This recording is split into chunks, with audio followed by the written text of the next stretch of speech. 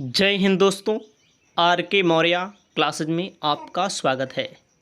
इस वीडियो के माध्यम से आपको फाइनेंशियल मैनेजमेंट यानी कि आप फाइनेंशियल मैनेजमेंट को बिजनेस फाइनेंस भी कह सकते हैं। दोनों एक ही सब्जेक्ट होता है। आपको क्वेश्चन पेपर उपलब्ध करा रहे हैं। जब भी आप पेपर देने जाना, इस वीडियो को ज़रूर देख कर जाना, तैयार करके जाना। कम से कम 70 से 80 नंबर इसी वीडियो से आपको आपके पेपर में मिलेगा।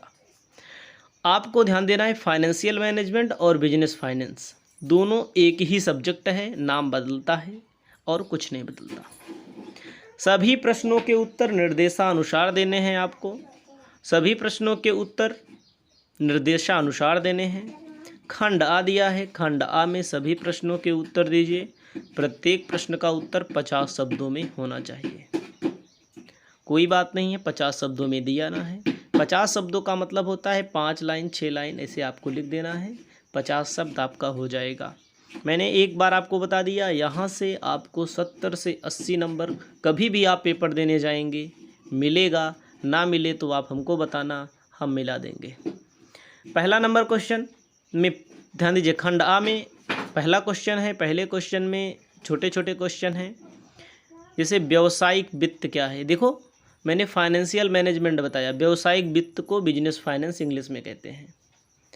तो यहाँ पर आपको प्रश्न मिलेगा।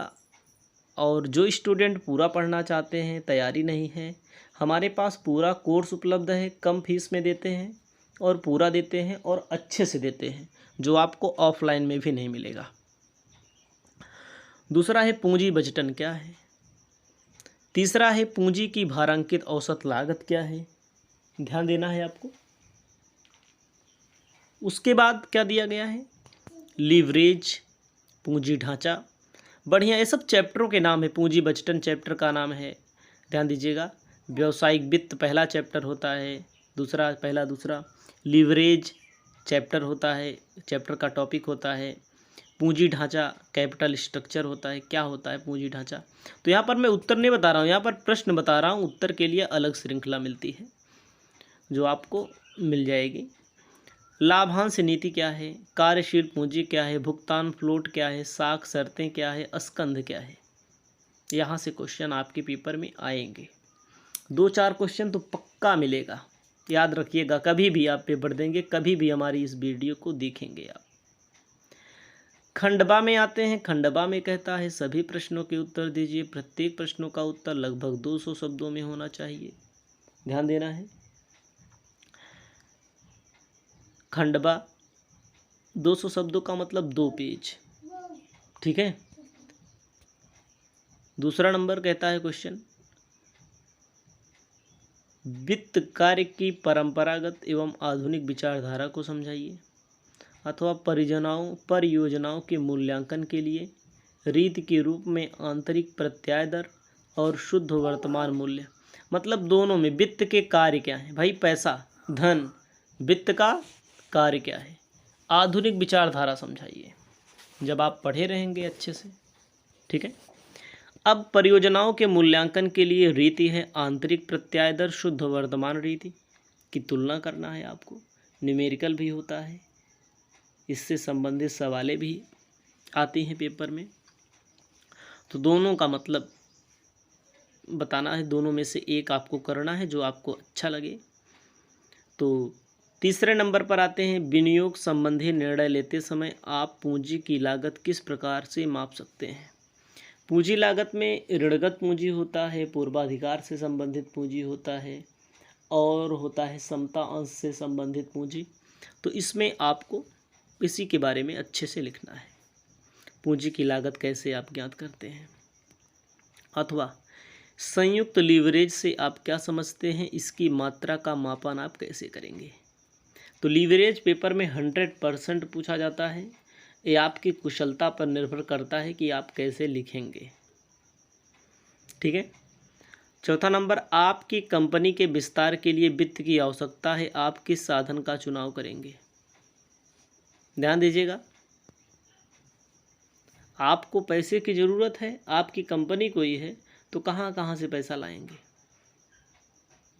ना।